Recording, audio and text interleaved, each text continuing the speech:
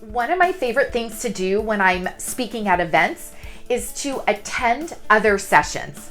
So not too long ago, I sat in on a panel discussion. So it was a handful of corporate leaders, and I don't remember what the topic was, but they got onto this conversation around surprising outcomes of virtual meetings. And look, you've all been running virtual meetings for at least a few years, and you probably still are. But one particular manager shared that she ended up loving that during virtual meetings, she receives private messages from her direct reports. And these private messages are either a question that they had or an opinion, or maybe like they disagreed with whatever maybe a senior leader was presenting during this meeting. And she loved that they felt like they were in a safe place, that they could privately message this to her. And how if they had been in person, she's not sure that this would have happened. I absolutely love this.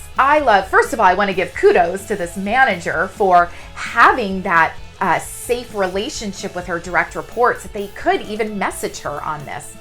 But I also want to say, look, it's most likely they wouldn't have said it in person because they didn't even publicly say it virtually. So here is an opportunity to take this a step further. While as a leader, if this has been happening for you, you've got your direct reports private messaging you during virtual meetings, please acknowledge that. That is fantastic. Like, give them the kind of like kudos or the well done for being brave and for being vulnerable, even if it is just with you. But here's that opportunity for coaching, for you as a leader to coach them and say, hey, great job. Fantastic that you sent me this. I love the question that you asked. Like, have a discussion around that. And then say, hey, I'm curious. What was the reason that you just sent it to me? We had everybody there virtually during a virtual meeting.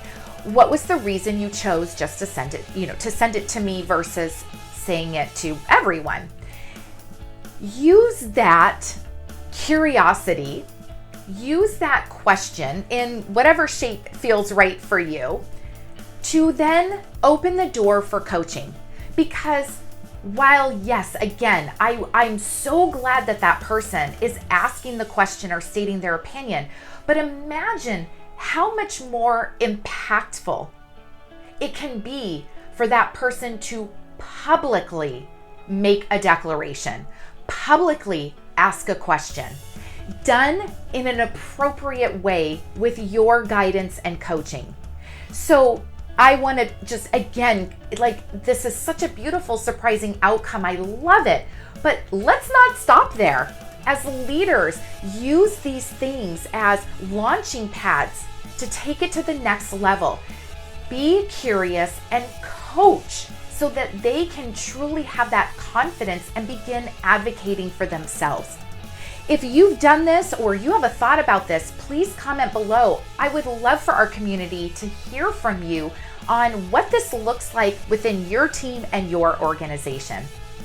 We're here to shift the paradigm for what leadership means in today's world. Until next time.